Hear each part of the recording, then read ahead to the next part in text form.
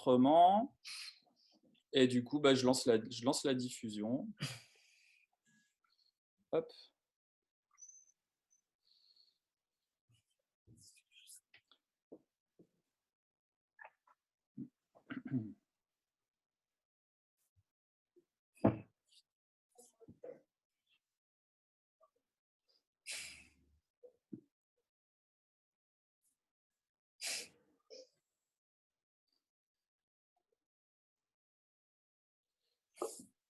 Alors, du coup, je vais partager mon écran ici. On partage l'écran. Tout le monde voit mon écran? Oui. Impeccable.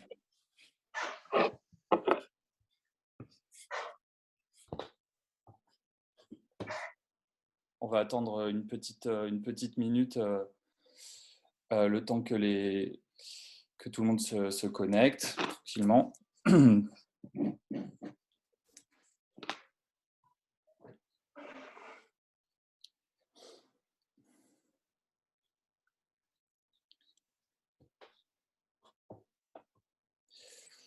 Bon, si vous voulez bien, on va commencer ces webinaires. Bonjour à toutes et à tous.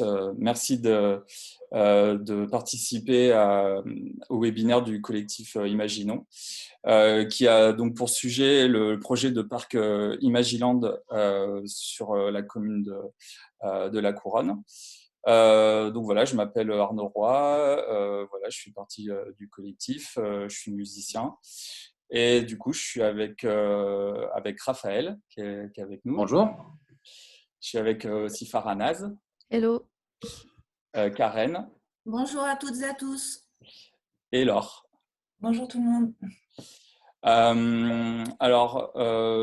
Donc comment le webinaire va se passer en fait, donc les gens qui se sont inscrits, vous avez une petite fenêtre questions-réponses, donc vous pouvez nous envoyer des questions qu'on essaiera de répondre du mieux qu'on peut au fur et à mesure du webinaire. Vous avez la possibilité aussi de mettre des commentaires sur Facebook, on essaiera de suivre, même si c'est pas forcément évident d'avoir les deux plateformes en simultané. Donc n'hésitez pas pour nous poser toutes les questions que vous souhaitez. D'abord on va faire une présentation assez succincte, rapide du projet Imaginons pour savoir un peu de quoi on parle. Ensuite on va un petit peu se présenter en tant que collectif. Et ensuite on va voir des aspects vraiment, on va décortiquer un peu tous les aspects voilà, sur lesquels on veut interpeller par rapport à ce projet. Alors, je vais reprendre la main sur les slides. Alors, Imagiland, c'est quoi? Donc, c'est un projet qu'on a vu émerger à peu près en 2015-2016. Voilà, donc, et puis plus tard, après, a été présenté au Festival de la BD de l'année dernière, en janvier 2020. On a commencé à davantage en entendre parler. Donc voilà, c'est un parc d'attractions qui est prévu sur la commune de La Couronne et qui a pour thème voilà, la bande dessinée. Donc il est financé par un investisseur chinois qui s'appelle Dragon Toon, avec des licences BD issues de Média Participation. Donc c'est voilà, d'Argo, Dupuis. Donc c'est un quatrième éditeur voilà, français en termes de chiffre d'affaires. On a voilà voilà, donc l'évolution, vous voyez les deux images entre le projet initial et puis les images qu'on a pu avoir dans la presse à partir de cette année.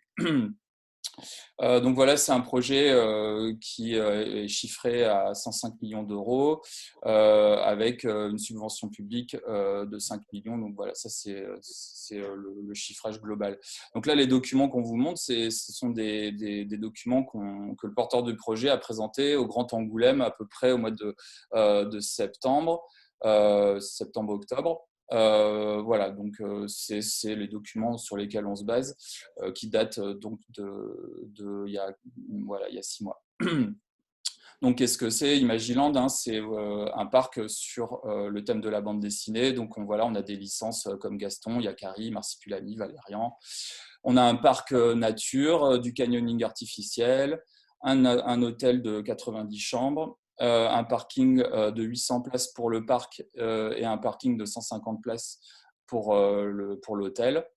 Voilà, donc des jeux d'eau, hein, donc c'est canyoning artificiel, acrobranche. Il y a une partie du parc qui est en extérieur, mais on va dire que la grande partie, ce sont des attractions à l'intérieur, indoor, hein, comme on dit dans le langage marketing. Alors d'où ça nous vient cette idée de parc en fait en fait, Dragon Toon, c'est une société chinoise. Donc, en fait, alors nous, on suppose que, voilà, en Chine, il y a une très grande appétence pour les parcs d'attractions, puisque il y a un très grand développement de la richesse de la classe moyenne, etc. Et donc, il y a beaucoup de projets de parcs qui se montent en Chine. Donc là, notamment, et aussi ailleurs. Hein, donc là, on a par exemple un projet de parc d'attractions complètement délirant qui va se monter à côté des temples d'Angkor. Donc ça va ravager la zone. Donc le porteur de projet Dragon Toon c'est pas son premier coup d'essai, Imagiland, hein, puisqu'on a aussi un parc qui est son modèle, on va dire en France, qui est le parc Spirou, qui est dans le Vaucluse. Et donc qui a ouvert ses portes, il me semble, il y a quelques années, 2018, il me semble. Donc voilà, on voit que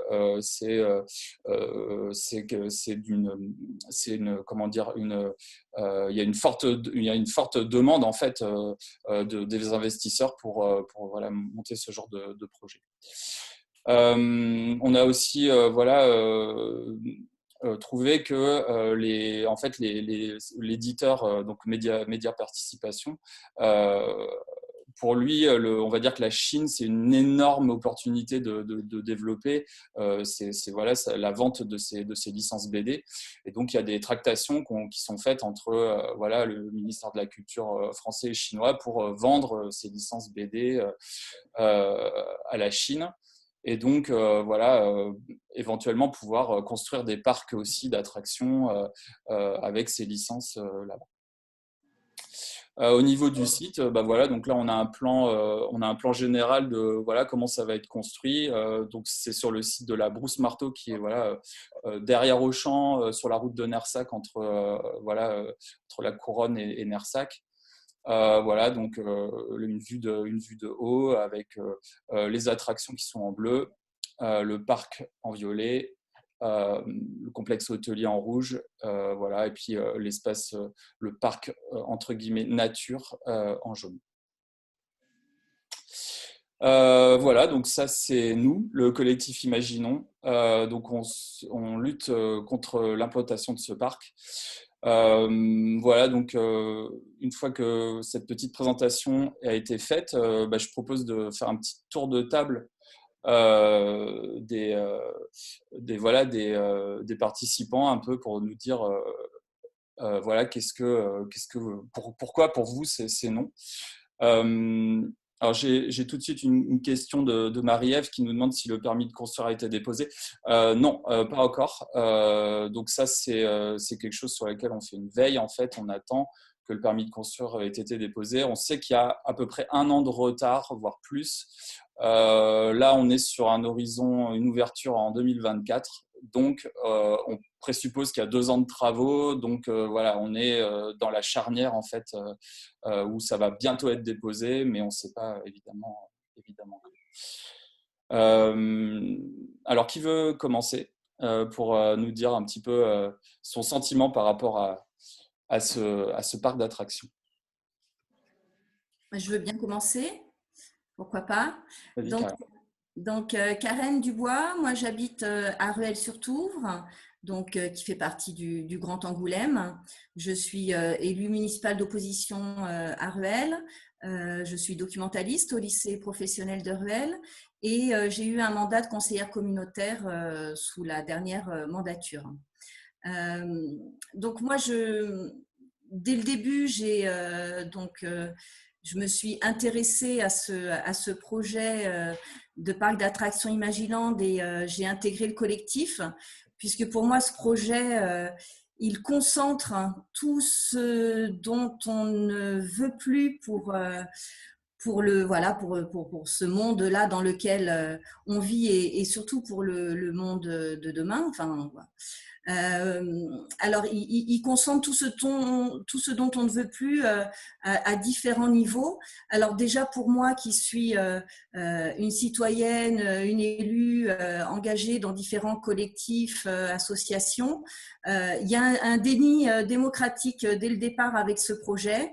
Très peu d'informations ont été données, que ce soit déjà au niveau des élus, des élus communautaires, des élus municipaux et encore moins aux citoyens. Les informations qui ont filtré, que ce soit au début du projet en 2016 jusqu'au vote de la motion Grand Angoulême en octobre de cette année, ce sont des informations qui étaient biaisées puisque apportées par les porteurs de projets, donc forcément favorables à la naissance de ce projet et à sa mise en œuvre. À aucun moment on a pu avoir de débats contradictoires, d'informations qui soient, on va dire, objectives et voilà, pour informer les citoyens. Il n'y a pas eu de discussion au sein des conseils municipaux du Grand Angoulême, enfin des communes du Grand Angoulême. Bien sûr, c'est un projet qui risque de voir le jour sur la commune de La Couronne, mais qui impacte l'ensemble de notre territoire, évidemment pas que la ville de La Couronne. Donc, aucun débat au sein des conseils municipaux et évidemment aucun débat citoyen. L'information des citoyens et des citoyennes, elle est très restreinte, elle se fait par le biais d'articles. Nous, au sein du collectif, on a essayé d'apporter justement de l'information en allant voir, en interrogeant, en rencontrant et des habitants et des personnes ressources, des associations, en consultant des données scientifiques pour essayer au moins d'apporter la contradiction. Il existe au sein du Conseil du Grand Angoulême un conseil de développement qui est l'unique outil de démocratie participative à ce jour, qui est censé être saisi lorsque tout projet structurant est à l'étude à l'agglomération, qui est censé aller trouver des outils pour aller vers les citoyens. Là, alors qu'on a affaire quand même à un projet de territoire avec de forts enjeux, à aucun moment ce conseil de développement n'a été sollicité. Donc ça, voilà, ça c'est pour le volet démocratique, mais qui me semble très important et de plus en plus important pour tous ces grands projets très impactants. Voilà, mais après, tous les autres niveaux sont l'objet de beaucoup d'inquiétudes. Alors, les enjeux environnementaux, bien sûr. Karen, on Oui, a une petite pardon. remarque de Nicolas qui nous dit qu'à la base, c'était un projet initié par Jean-François Doré, qui était président du Grand Angoulême. Et donc, on n'avait pas forcément accès à toutes les informations dont tu parles, effectivement. Oui, effectivement, mais sauf que toute délibération dans une assemblée publique telle que le Grand Angoulême devrait être portée à la connaissance des citoyens, ce qui n'a pas forcément été le cas et qui interroge sur le fonctionnement de nos institutions de façon plus large. Mais là, en l'occurrence, on parle de nos institutions locales. On va continuer notre petit tour de Ouais. table. Est-ce que Faranas, tu Ouais, veux réagir? ouais. Alors bah moi, donc Farnèse Elahi, je suis autrice connue sous le nom de Joy. En fait, bah, du coup, dès le départ, quand j'ai entendu parler d'Imagiland sur la thématique de la BD, ça m'a fait réfléchir. Je me suis dit, mais pourquoi les gens veulent faire ça? J'ai pas compris. Je pensais au départ que c'est une blague et en fait, non, c'était assez sérieux et concret. Il faut savoir que dans la région, on est autour de 200 à peu près. Enfin, je ne connais pas les chiffres exacts, mais il y a un gros potentiel créatif, économique du secteur de la bande dessinée. Mais pour autant, on n'est pas forcément valorisé ou aidé. Il manque de structure. Il y a plein de choses à faire. Et donc, quand j'ai appris qu'il y avait un parc qui se faisait sur cette thématique et qui, du coup, se fiche un peu en fait, de ce qui se passe réellement dans le secteur de la bande dessinée, puisque les licences qui vont être utilisées sont des licences voilà, qui sont plutôt vieilles. Il n'est pas question de vraiment travailler avec le secteur de la bande dessinée, ni avec les auteurs, ni quoi que ce soit. Donc voilà, c'était assez choquant. Donc c'est pour ça que moi j'ai eu envie de rejoindre ce collectif dès le début, et aussi parce que en tant que citoyenne, voilà, je me sens concernée. Et depuis que je suis dans ce collectif, comme le disait Karen, on apprend des choses. Et quand je discute avec d'autres gens en dehors du collectif, en fait, je vois bien à quel point il y a un manque d'informations, les gens ne savent rien. Les auteurs, les autrices, c'est pareil, quand je leur explique, elles font ah, mais je croyais que je croyais que c'était fini, ou enfin, c'était une vieille rumeur. En fait, ils ne sont pas du tout au courant de ce qui se passe. Et du coup, voilà, c'est important aussi de porter notre voix et d'être là aussi en tant qu'auteur dans cette dans, enfin, contre Imagiland du coup. Donc, on va pouvoir développer tout le côté justement culturel un peu plus tard dans le webinaire avec toi, Farhanaz. Ouais. Rapidement, est-ce que Laure ou Raphaël, vous voulez dire voilà, en quelques mots pourquoi vous êtes contre? Oui, moi je peux. Pardon, Raphaël. Je peux. Alors, pardon, je m'appelle Laure, moi j'habite à La Couronne. Sur les éléments, pourquoi, enfin, je vais reprendre un peu ce qu'ont dit Karen et Farhanaz, c'est que il y a un grand flou en fait ici et au Grand Angoulême en règle générale autour de ce projet. J'ai la sensation moi que ce flou est d'une certaine manière entretenu, parce que on parle ici en général des carrières Lafarge. Les carrières Lafarge, c'est l'usine Lafarge, on ne peut pas la rater quand on arrive à La Couronne, c'est une espèce d'énorme truc lunaire, et on entretient ces questions, le devenir des carrières Lafarge, etc. Et pour la majorité des gens, ici, on imagine en fait les carrières qui ont été arrêtées il y a 2 ans, quand l'usine Lafarge a fermé. Effectivement, c'est un espèce d'endroit, un trou, un no man's land, sans verdure, sans rien du tout en fait. Et donc, quand on imagine construire un parc d'attractions, j'ai l'impression que la plupart des personnes ici imaginent cet endroit-là, et pas du tout là où ça va vraiment se faire, qui sont des carrières en fait là où ça a été arrêté depuis longtemps, où la nature a totalement repris ses droits, un endroit avec des forêts, avec des animaux, avec tout ça. Et voilà. Et du coup, on est donc les gens ne savent pas. Et du coup, on est face au niveau de notre commune, enfin, à mon sens, au niveau d'une incohérence totale entre un discours affiché et à certains moments une vraie volonté de faire des projets plus environnementaux, plus compatibles avec une transition écologique vers laquelle il faut aller, à côté faire ce parc en fait. On peut à la fois dire des arbres, détruire une forêt dire la commune veut planter 8000 arbres ailleurs en fait. Donc ça semble tout à fait incohérent, et tout est incohérent comme ça en fait, entre un affichage et certaines fois des vraies actions en faveur de l'environnement, et la construction de ce parc en fait. Voilà. Et le deuxième aspect, je fais très vite en fait, il y a plein d'aspects qui sont problématiques, mais parmi les aspects, pour moi, c'est quand même les porteurs de projets, en fait, les porteurs privés, les investisseurs privés de ce projet, où on considère, leur objectif à ces énormes entreprises, ces grosses entreprises, c'est pas de faire du social. Chacun son rôle. Ils sont pas missionnés comme les élus pour faire du bien social, pour permettre aux habitants et aux habitantes de vivre bien, pour faire de l'écologie. C'est pas leur rôle en fait. Leur objectif, c'est de faire de l'argent. Donc concrètement, s'ils investissent dans un parc, c'est qu'ils ont pour objectif que ça va leur apporter de l'argent et que ça va leur coûter moins que ce que ça leur rapporte. Enfin, c'est leur fonction en fait, c'est leur rôle, quoi. Et moi, je me dis que, alors que typiquement à la Couronne, on a déjà Lafarge qui a fait ses grosses promesses et qui a fait du chantage à l'emploi, et on a déjà perdu. Enfin, voilà, on n'a aucun moyen de pression sur eux et on le sait en fait. Et là, on redonne les clés avec les mêmes personnes.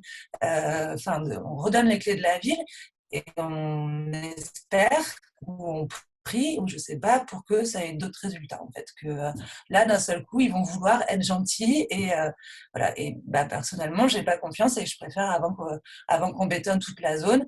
Voilà, je préfère arrêter avant qu'on bétonne toute la zone, d'où le fait que je suis contre ce Oui, parce projet. que, donc pour la petite histoire, on rappelle que Lafarge avait fait un chantage pour creuser des nouvelles carrières en disant s'il vous plaît, est-ce qu'on peut creuser à nouveau et pour assurer la pérennité de l'usine, et ils l'ont quand même fermé, et ils ont quand même creusé et ils ont fermé. Voilà. Et voilà. Merci beaucoup, Laure. Raphaël, tu veux dire quelques mots? Oui, alors je m'appelle Raphaël Manzana. Je suis engagé, citoyen, militant.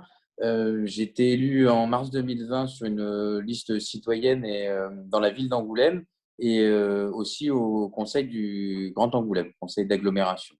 Donc ce dossier-là, il nous est tombé dessus, un peu comme ce que disait Farenaz en disant, bon, c'est un projet assez lointain, un projet assez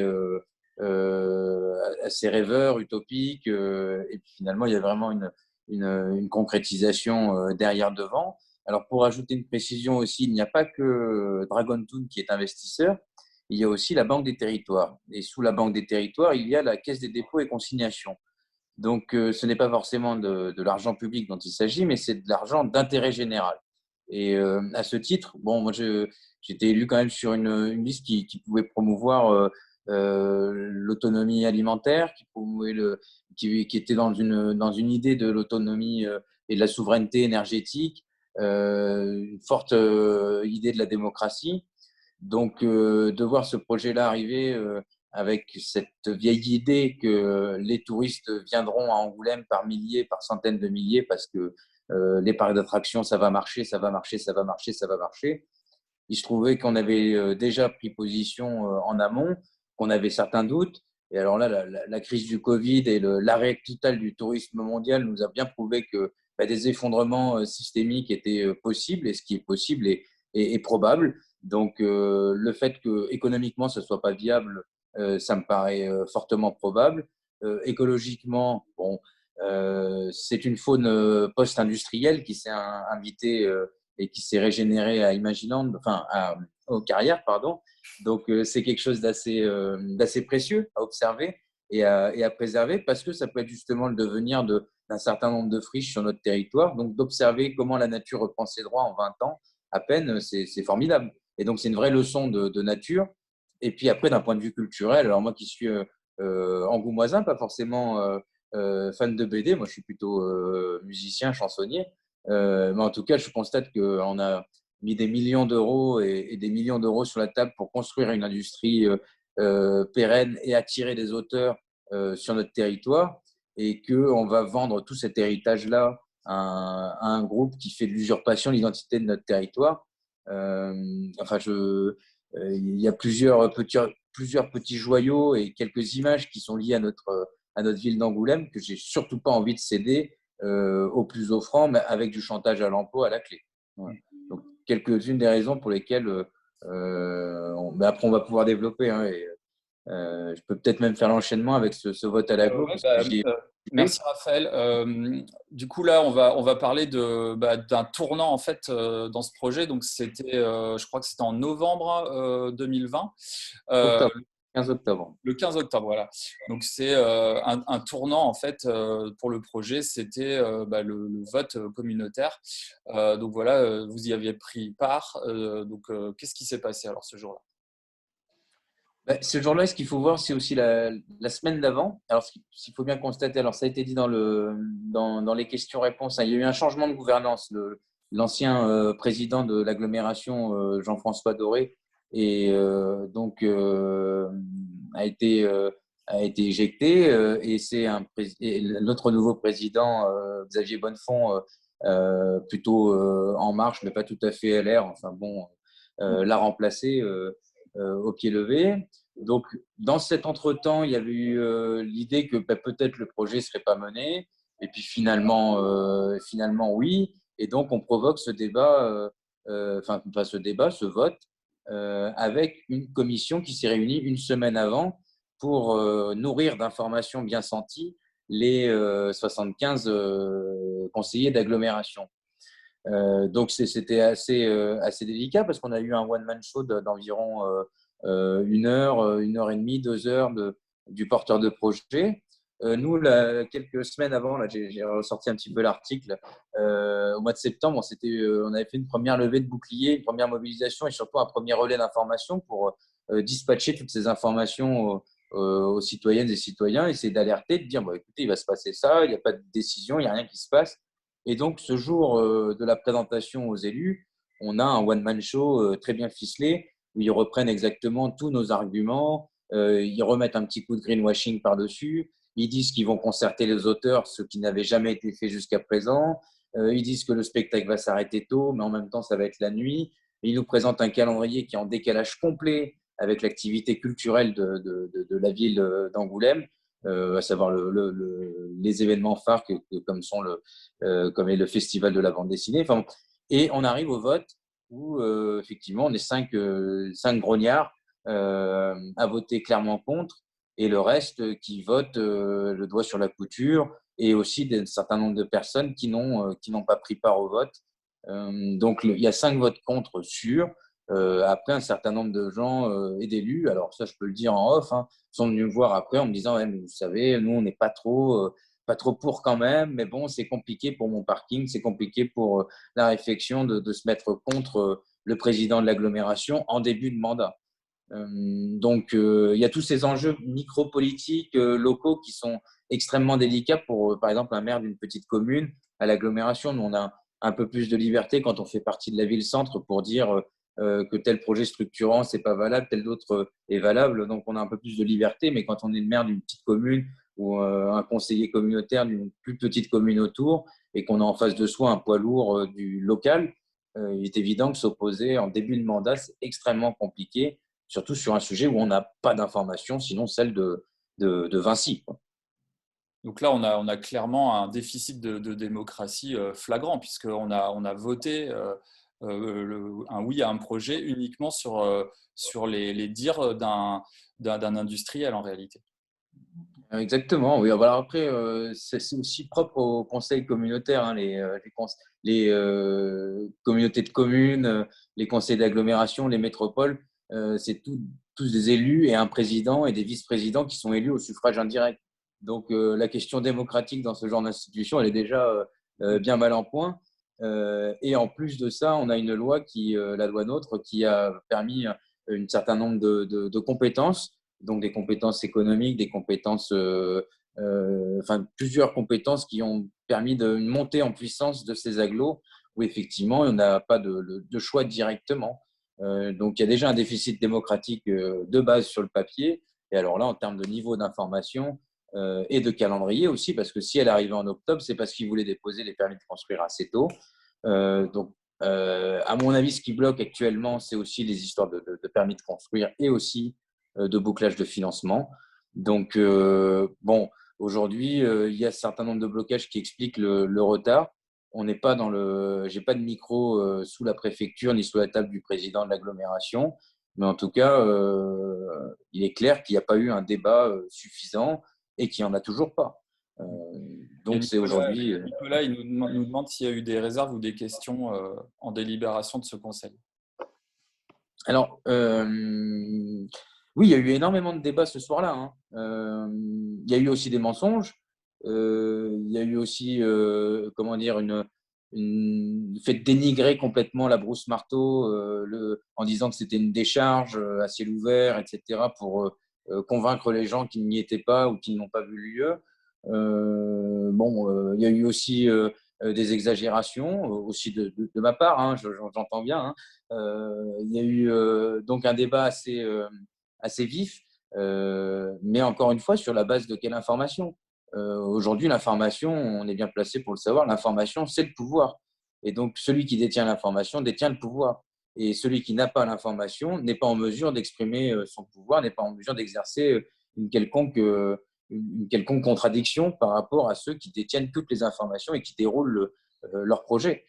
Donc aujourd'hui, on est avec le collectif, imaginons, et bien d'autres citoyens et des informateurs aussi anonymes, des informateurs, des informatrices qui sont au sein des structures concernées, qui nous informent de manière courageuse de l'état d'avancement, mais on en est là. C'est-à-dire qu'on est en train de chercher des gens qui peuvent nous donner des petites bribes d'informations dans l'arrière-cuisine de Vinci. Pardon. Vas-y, Laure. Je voulais juste rebondir pour dire que ces questionnements-là du porteur de projet qui est le seul à transmettre les informations, dans un contexte où c'est difficile d'avoir un débat démocratique, on retrouve à la même échelle ça à la couronne, puisque les informations sont transmises de manière très ciblée aux riverains du parc, par exemple, par les porteurs de projet, uniquement aux délégués des comités de quartier, par exemple. Du coup, on est dans la même situation avec un élu qui a été, où il n'y a pas d'opposition. Il y a eu une seule liste municipale et il a été élu à 100%. Donc, c'est aussi très difficile, même si c'est pas le maire de la Couronne qui détient les rênes de tout ce projet. C'est aussi difficile ici de faire entendre des arguments contre au niveau, voilà. Merci pour ces interventions. On va continuer parce qu'on est déjà à la moitié du webinaire. Là, il est 10h30, donc on a beaucoup de choses à dire encore. Alors, pour ma part, moi, je me suis demandé au mois de novembre qu'est-ce que c'était que ce site. On me parlait de la brousse marteau et j'avais envie de voir ce que c'était. Alors, naïvement, j'ai mis un petit post sur Facebook en disant ça vous dit qu'on aille voir? Et en fait, 3 jours après, monsieur le maire de la Couronne a mis un arrêté pour interdire le site. Donc, j'ai annulé l'événement et j'y suis allé quand même le jour J et j'ai été accueilli. Donc, on était 3 pélos. Hein, et j'avais ma fille de 2 ans et on a été accueillis dans la minute qui suit par la police. Et là, j'ai senti que c'était les chiens de garde. Hein. On était vraiment dans quelque chose où c'était pas touche. Il faut on veut pas entendre la moindre contestation, la moindre. Et donc ça m'a mis tellement en colère que j'ai mis énormément d'énergie pour développer ce collectif à ce moment-là. Donc voilà, c'était pour la petite anecdote me concernant. Si vous voulez bien, on va enchaîner un petit peu sur de quel site on parle. Alors on nous a dit, comme Raphaël, des mensonges, hein, que c'était une décharge, une friche industrielle. Donc ça, ce sont des images qui ont été prises l'été dernier avec un drone. Donc vous voyez, donc ça c'est la partie à l'ouest, donc c'est la partie qui va pas être impactée par le parc, et on va voir en fait que la partie impactée elle est de l'autre côté. Donc là c'est l'autre côté des lacs en fait. Donc ça toute cette partie là, donc c'est clairement une zone humide avec des marais, il y a des roseaux, il y a beaucoup d'espèces. Donc, qu'est-ce qu'on peut dire sur cet environnement? Donc, en fait, ça a été arrêté, il me semble que c'était en 2005, l'arrêt des carrières. Donc, on peut dire que voilà, ça fait environ 20 ans que la nature a repris ses droits sur cet endroit-là. Donc, ce qui est intéressant, c'est qu'on voilà, on a des écologues qui se sont penchés sur le comptage des espèces, etc. Puisque quand on fait un projet industriel sur une zone naturelle comme ça, il y a des études qui sont faites sur la faune et la flore pour savoir exactement qu'est-ce qui se passe. Donc, on a dénombré, il y a 166 espèces de plantes, 130 à peu près espèces d'animaux. On a, on a une cinquantaine d'espèces qui sont classées soit au niveau national, soit au niveau européen. Donc, on ne peut pas dire que effectivement, ce site ne présente aucun intérêt écologique, sans toutefois avoir été classé comme zone Natura 2000 ou comme ZNIEF, c'était une zone d'intérêt faunistique ou floristique. Donc, c'est pas une zone qui est classée, mais elle relève une certaine grande forme de biodiversité. On a notamment des milans noirs, des chauves-souris, voilà, beaucoup d'espèces, des grenouilles qui sont des espèces qui sont voilà, assez intéressantes à préserver. Donc, ce qu'il faut savoir, c'est que dans quand il y a une construction qui est faite sur une zone naturelle comme ça, voilà, il y a toujours le éviter, réduire, compenser. Donc ça, c'est la loi en fait. Donc la loi, elle dit qu'il faut essayer d'avoir le moins d'impact possible sur les zones naturelles, et si jamais on les détruit, de compenser ces destructions. Donc ça a été un très grand débat qu'on a vu avec la construction de la LGV. Donc en gros, voilà, on a détruit des hectares et des hectares, et puis à côté, on reconstruit, on met des petites passerelles pour les mulots, voilà, je caricature un peu, mais on construit des mares à côté, etc. Voilà, donc ça, c'est l'aspect compensatoire. Alors, donc voilà, nous, on a quand même le sentiment que c'est quand même une belle escroquerie, cette histoire de compensation, parce que voilà, on détruit quelque chose qui sera irrémédiablement perdu. Donc, on aura beau sanctuariser un autre endroit, ça sera quand même perdu. Et donc, on a tout de même de l'artificialisation qui va être faite. Maintenant, on est en 2021, on a plus le droit, enfin, nous, notre sentiment dans le collectif, je pense que je ne suis pas le seul à porter cette voix-là, c'est que vraiment, pour nous et nos enfants, on sent que le moindre mètre carré de nature, il est primordial à préserver, étant donné l'urgence du réchauffement climatique. C'est devenu quelque chose qui est tellement évident que nous, on ne comprend pas pourquoi ce genre de pratique peut être encore pour des projets dont l'utilité publique n'est pas avérée, comme là un projet privé, de détruire autant d'espèces naturelles, un paysage qui se reconstruit. Pour nous, c'est quelque chose qui est inadmissible. Donc, on a là l'image à gauche de l'entrée du futur site. Donc, voilà, un morceau de forêt où il y a un petit bout de randonnée. Voilà, et à droite, on a les premières maisons. Donc, ça, c'est le lotissement du Grand Maine, qui vont être directement impactés. Puisque donc à 12 mètres, donc ils vont faire un corridor de 12 mètres à côté des maisons, et sur ce champ, il va y avoir un parking de 950 places. Certes avec des ombrières photovoltaïques, mais on se doute bien que ça ne va pas faire du bien aux chaleurs pendant l'été, etc. Donc voilà, je peux revenir un petit peu sur les images précédentes. Ici, donc on a l'histoire de l'acrobranche. Donc on se demande comment ils vont faire un acrobranche dans des endroits où il n'y a pas d'arbres. Donc ça va être de l'acrobranche sur du plastique. On va faire du canyoning sur des rochers, des faux rochers. On a une consommation d'eau qui est de 10 000 mètres cubes.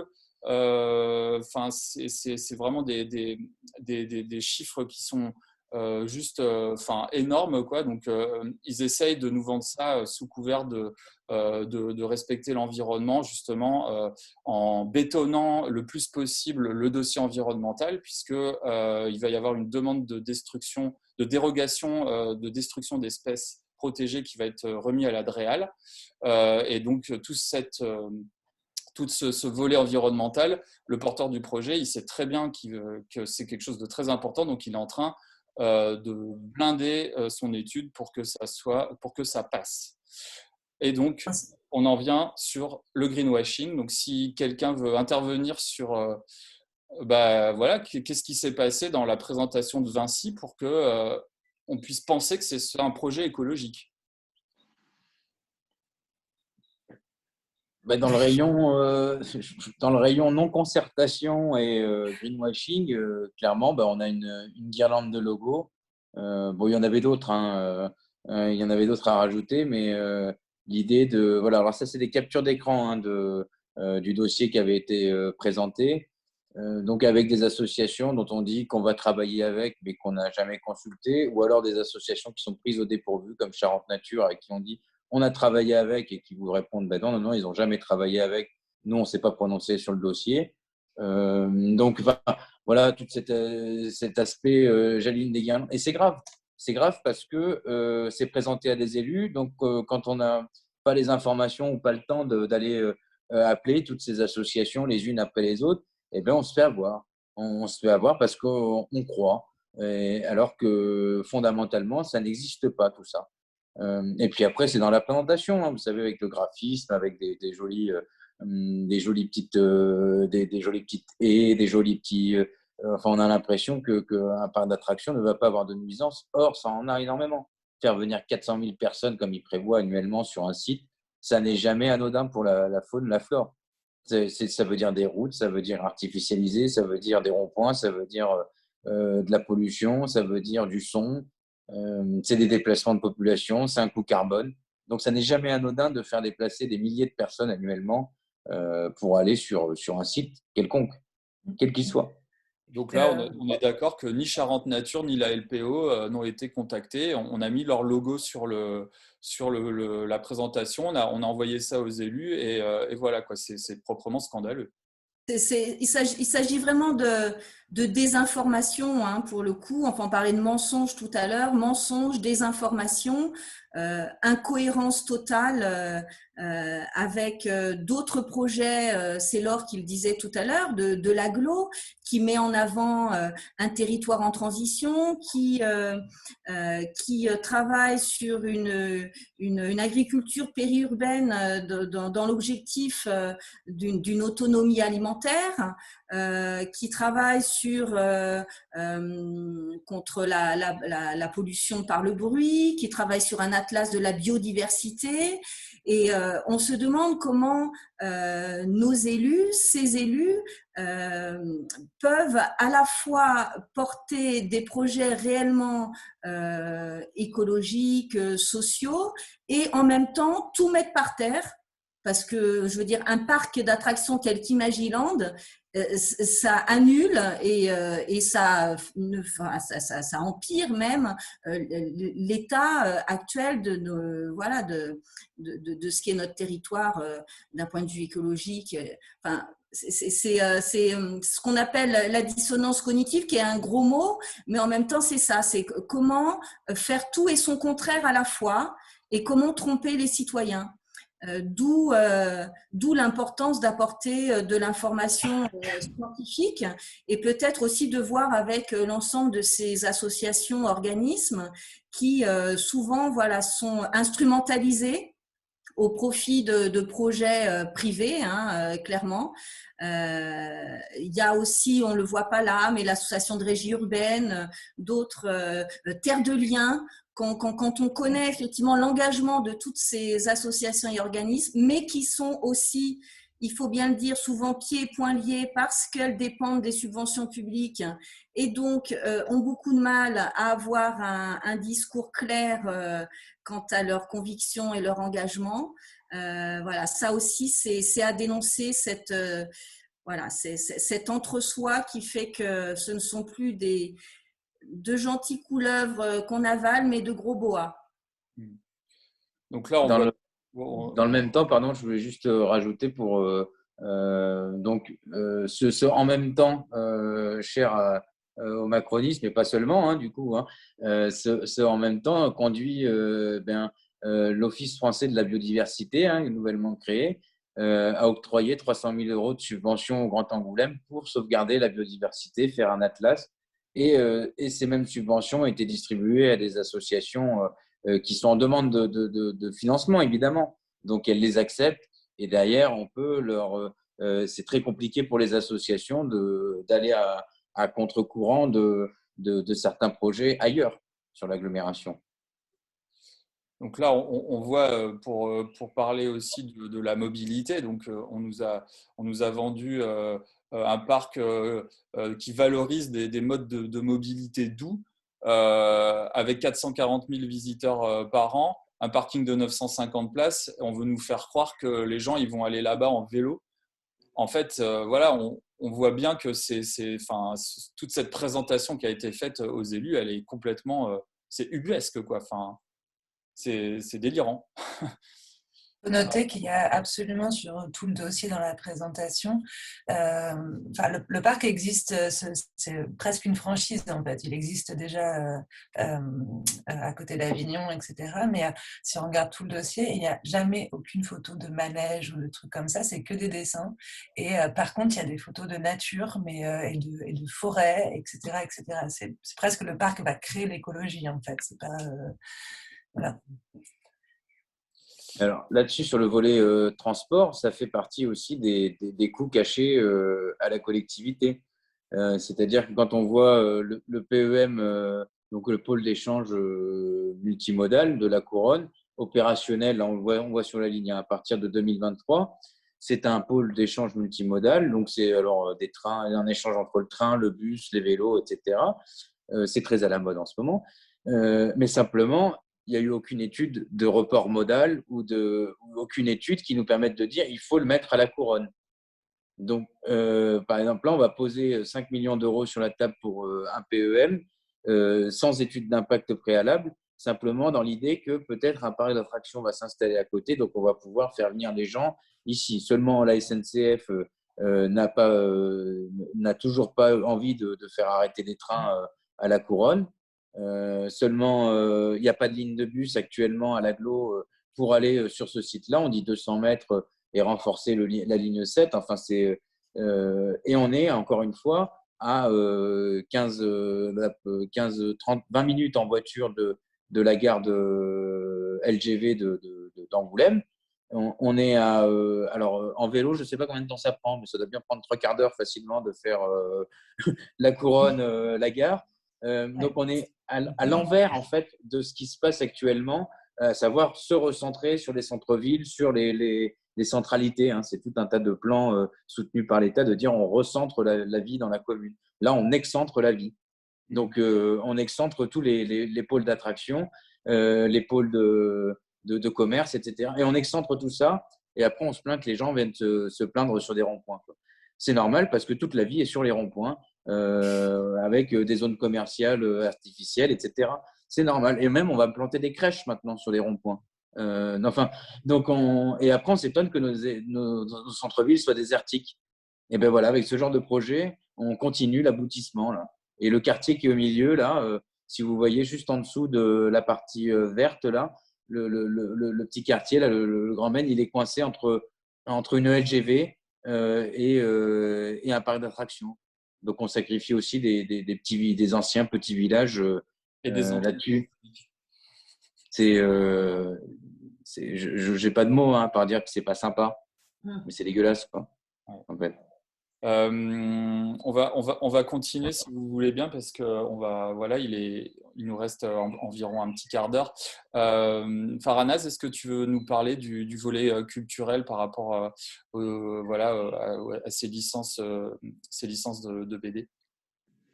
Bah, je crois que comme on peut le voir, ce sont des licences qui datent d'une certaine époque, même si elles sont importantes parce qu'elles font partie de l'histoire de la BD. Mais on a un super musée en fait déjà à Angoulême, donc c'est cool.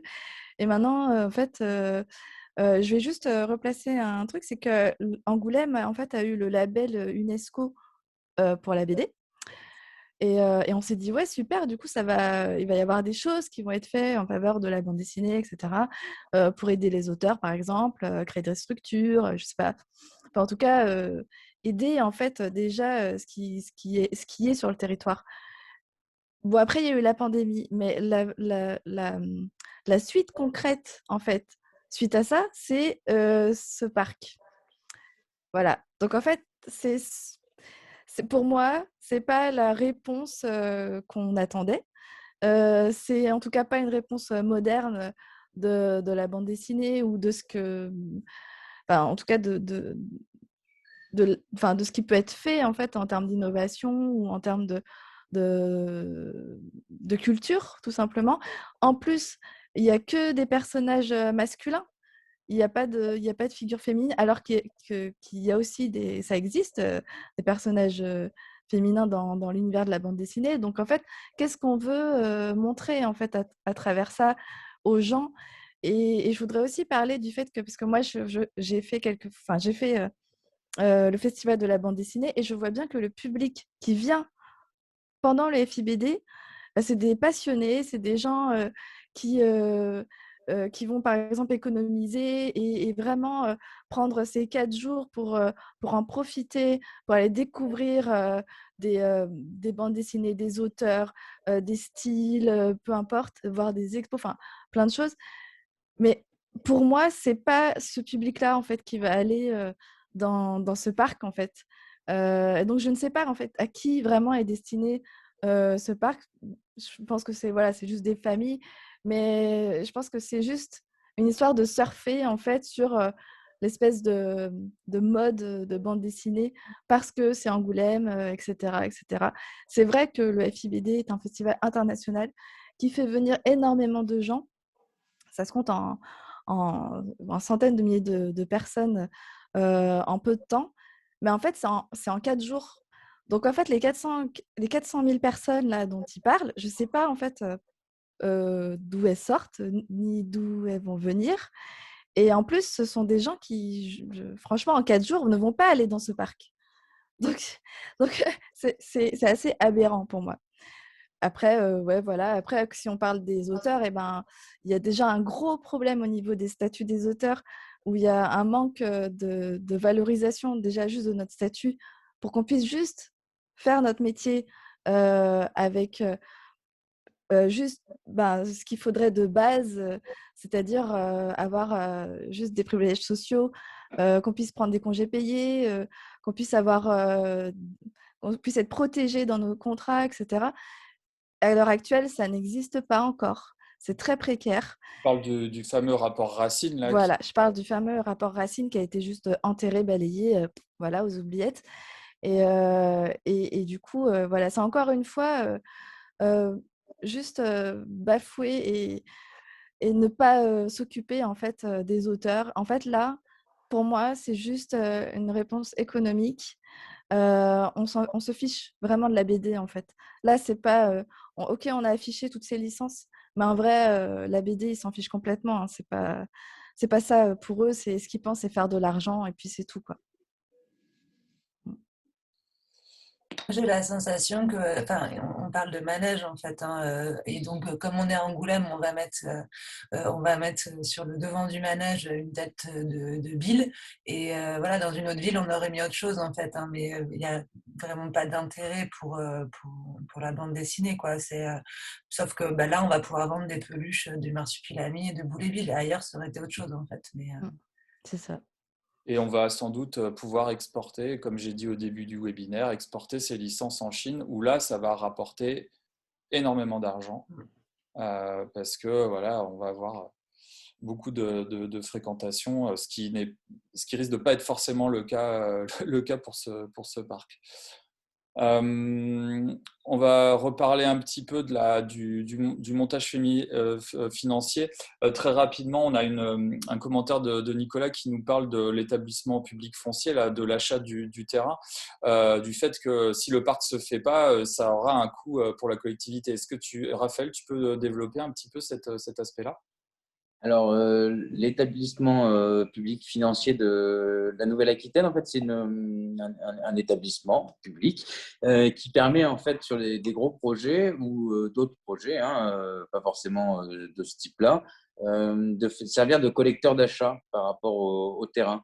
Donc, quand vous avez un gros propriétaire, plus plusieurs petits propriétaires, plus par exemple une collectivité, plus une autre collectivité, l'établissement public foncier, en fait, reçoit le droit de préemption de toutes les collectivités, plus la possibilité d'acheter, de collecter tous les terrains.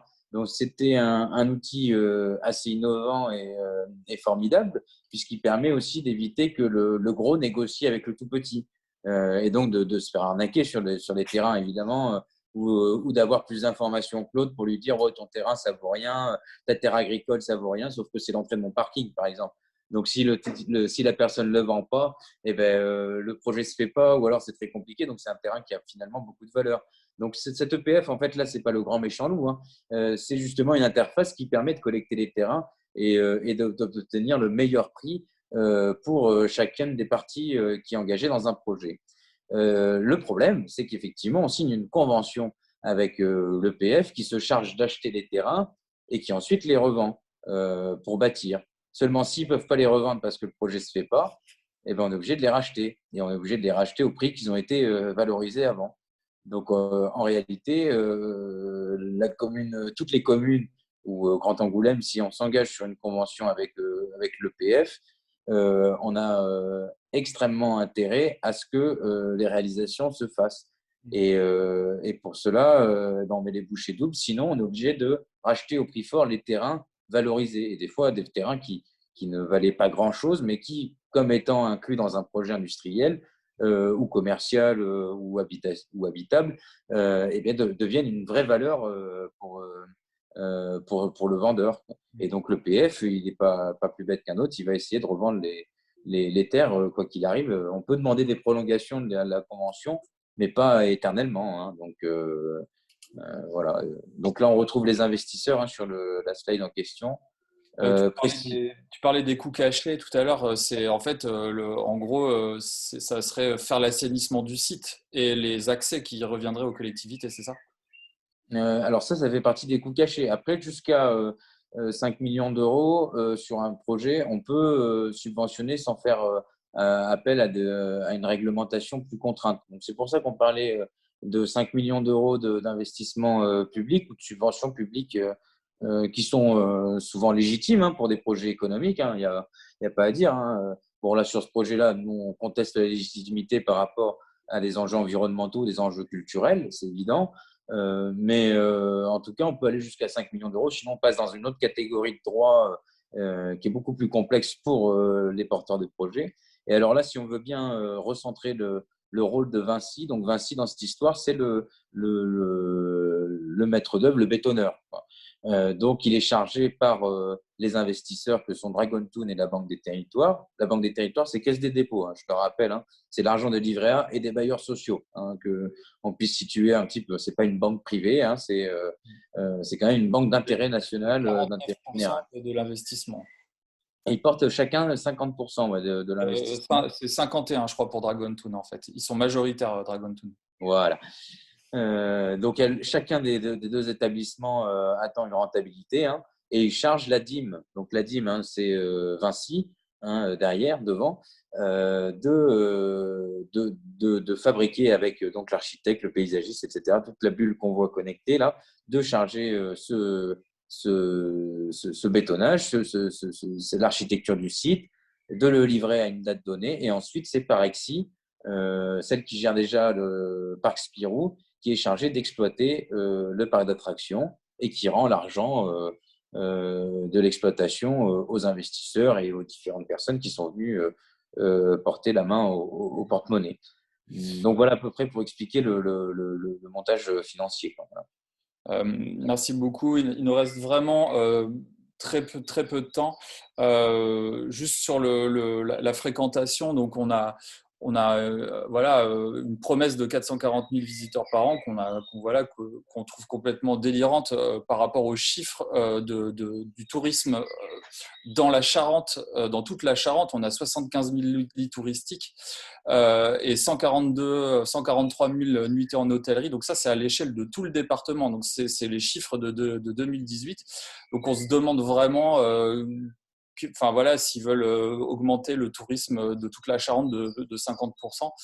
Voilà, donc ça c'était pour le prévisionnel qui nous semble complètement voilà, hors de ce qui est possible d'avoir dans notre territoire. Et enfin, voilà, donc ça c'est l'aspect emploi qui est vraiment quelque chose qui est très important puisque ça va créer des emplois tout ça, messieurs, dames. Hein, mais il faut savoir quels emplois.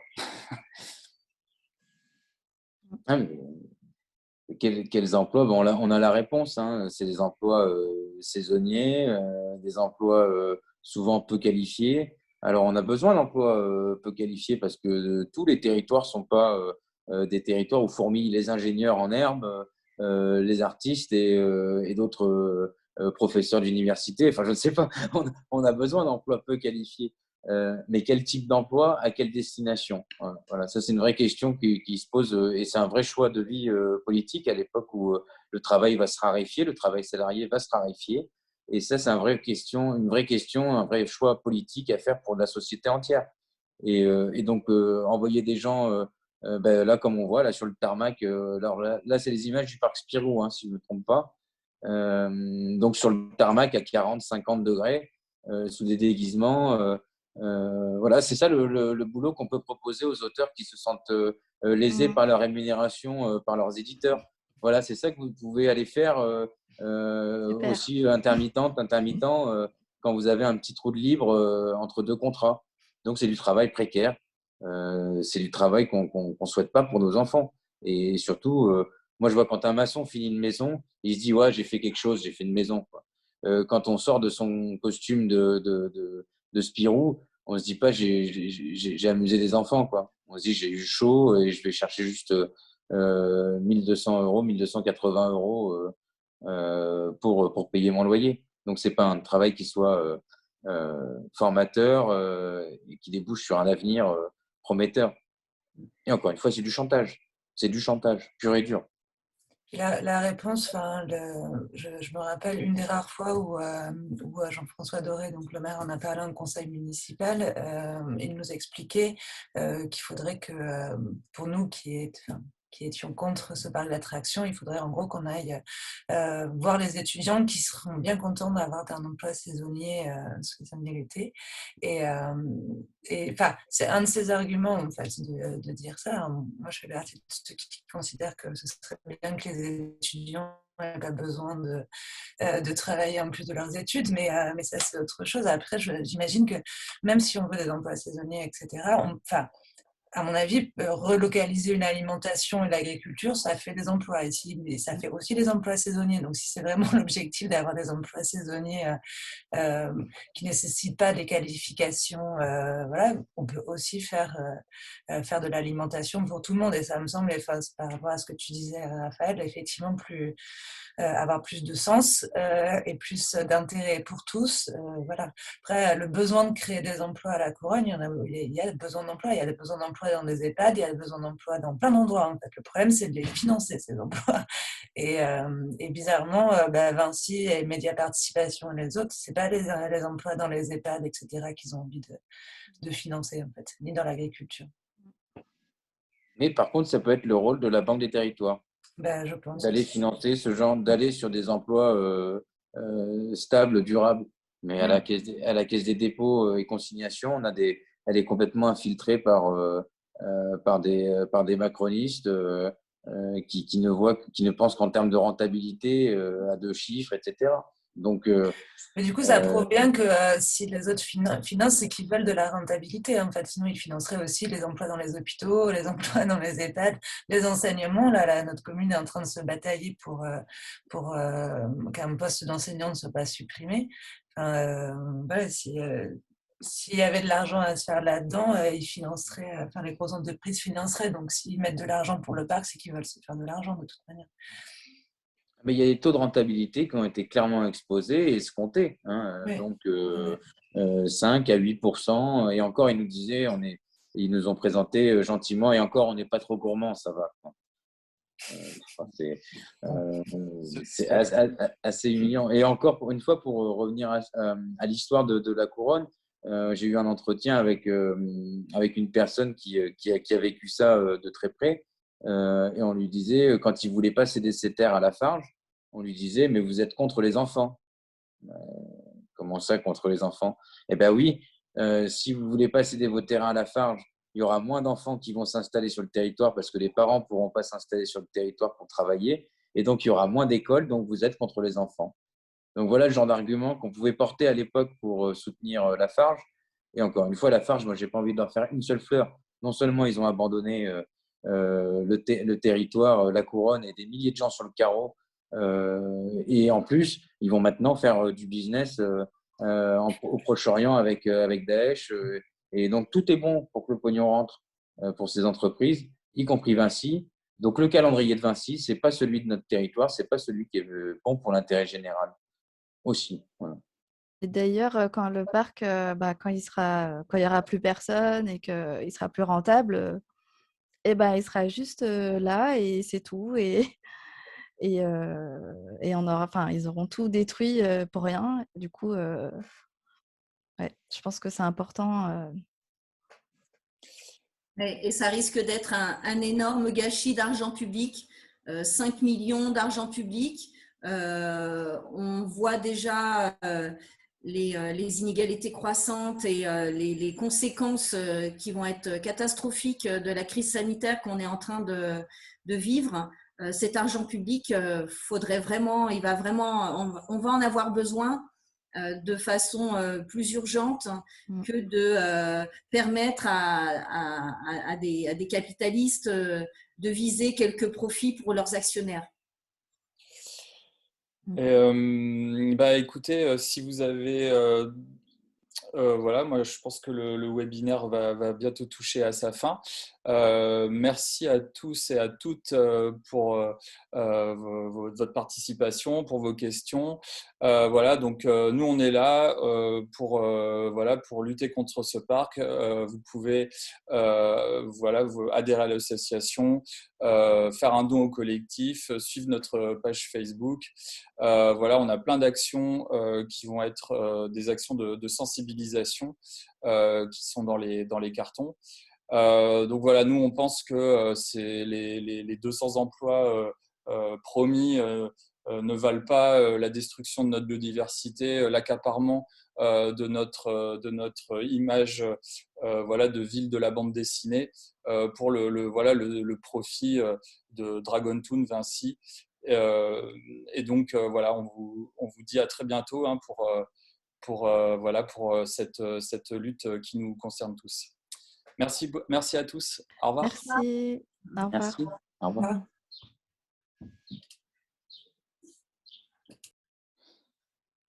Ok. Ça y est, on a quitté le direct.